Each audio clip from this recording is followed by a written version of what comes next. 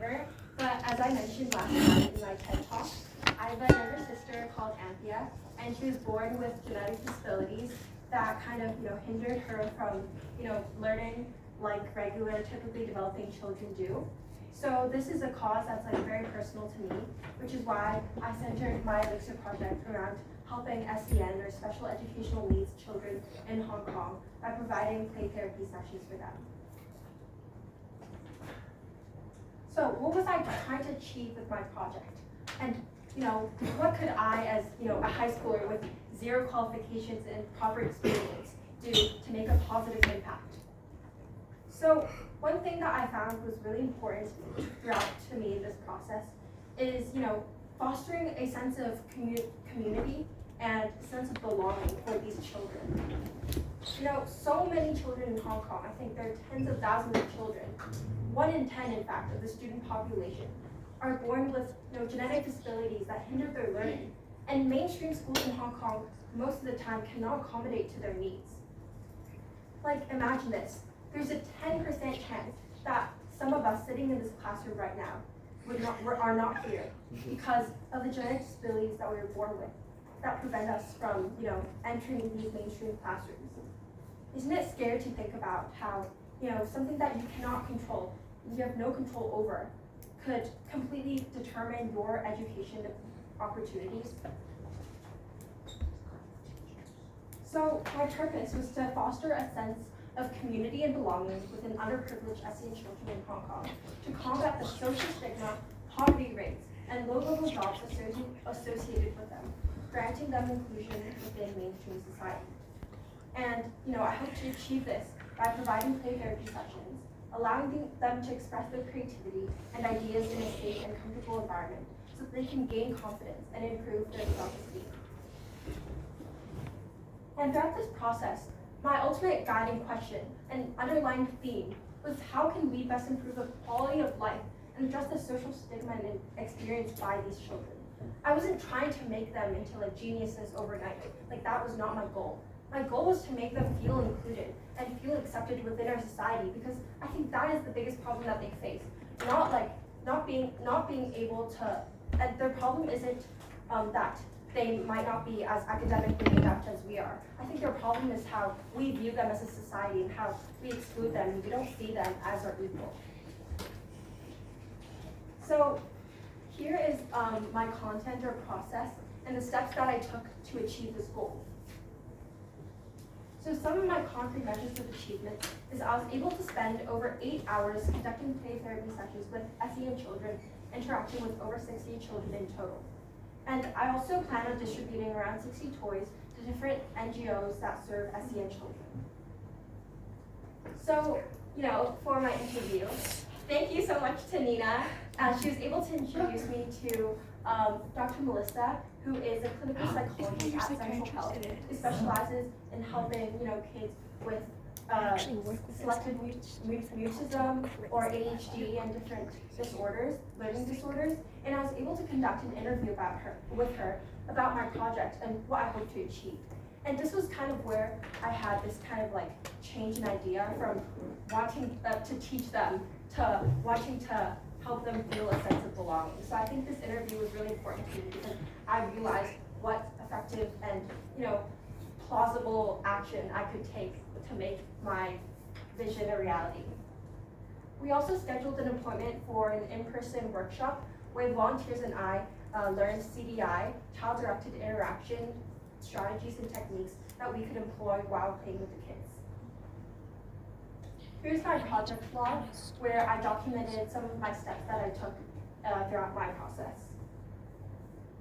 And here is like my CDI workshop where the volunteers and I attended a workshop in Southside Clinic, and we learned from one of their workers like how to interact with these kids in a way that isn't demeaning and in a way that allows them to express their full potential.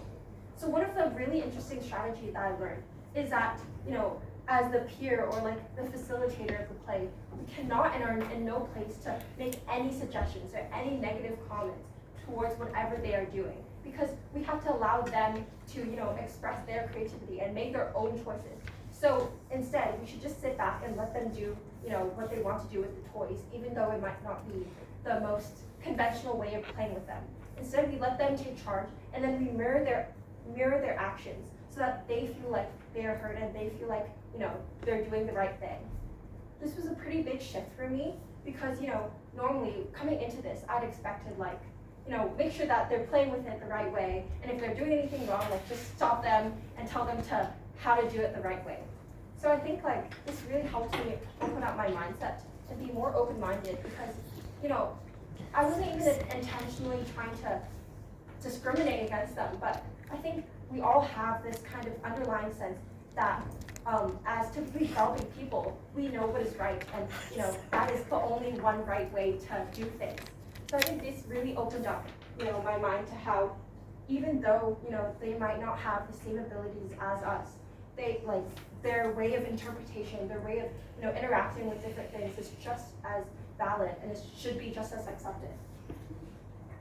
And here are the sessions that volunteers and I did with the kids. And because of some time and limited notice, we were only able to host 2 sessions, but each of those sessions were around 4 hours long, and we were able to interact with a lot of different kids, and we were able to help them play with different toys. And it was honestly such a rewarding experience, because another thing that I got from this experience is how observant and attentive they are. Some of the kids, they would notice things that I had never noticed before with the toys, and I brought them from my own house, so you would think that I would know those details, but they really showed me some things I'd never seen before, and they brought up a lot of interesting ways to play with the toys and to interact with them that I never really considered in the past. I think this really taught me to instead try to do things the most efficiently or the most quickly. It really taught me to slow down and to really take in everything, in my surroundings, and to accept all of them and not just think about the one fastest way to achieve things. So I think this was honestly really eye-opening, and just as much as I hope they had fun, I was able to learn a lot from them and their mindset and how they saw things. And another initiative that was part of my project is a toy drive that I have not run officially yet, but I hope to in the coming week. So Ms. Ernst told me about a bunch of excess toys from the middle school from a toy drive, and I thought this would be a great idea to hand them out to the kids from the center as well as to other organizations because there were so many of the toys.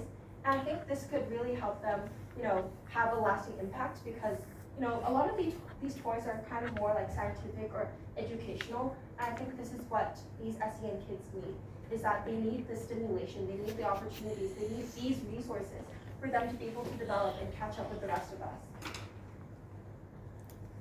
And lastly, another highlight from my process is I was able to meet up with Dr. Rakma and Mr. Hart, which is the head of school, and I was able to talk to them about implementing inclusive educational practices at HKIS. So this meeting was really enlightening for me because I learned that they were already in the works of developing inclusive education, but there were a lot of things that were hindering them and preventing them from continuing to implement this in a wider scale. For example, how could they decide which kids to accept? Because they can't make HKIS a completely inclusive HKIS a school that is only geared towards SEN kids. They have to ensure that there's a balance between both groups of people, right? So I think from this, I really I started to understand that whatever impact, how small it is, it matters because progress is so slow and is so difficult. So every single thing you do matters, and this really motivated me to continue with my project. And now I'll do some reflection on this whole process. So overall, I think my project, even though it was implemented on a more small scale, I really feel like I made a positive impact to the group of kids that I was able to reach. This is one of my biggest takeaways from this entire process, and seeing them so happy and so curious to see the different toys gave me a lot of motivation to continue to work on this project on a larger scale in the future. And what worked about this project, and what allowed me to be able to do the stuff that I was able to do. So I think one of the main, one of the better things about our project is I had a very strong mission and sense of purpose because of my personal connection to this project.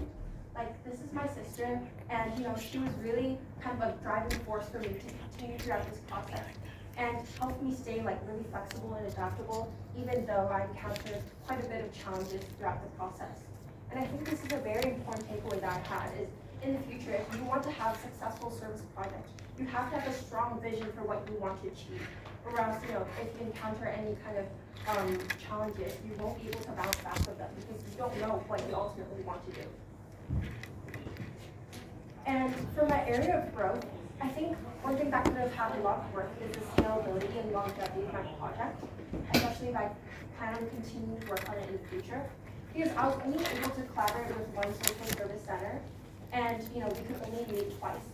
And I think obviously I'm very grateful for the time I was able to have with them. But I think this is only, as Samara said, the tip of the iceberg, and there's so much more work that could be done. And obviously it's going to take time and effort, but I have 4 more years in high school, and I think there's so much that could be done with this. And I'm also currently reading this book that has taught me a lot about the technicalities of inclusive education. So I really hope to continue to work on this in the future.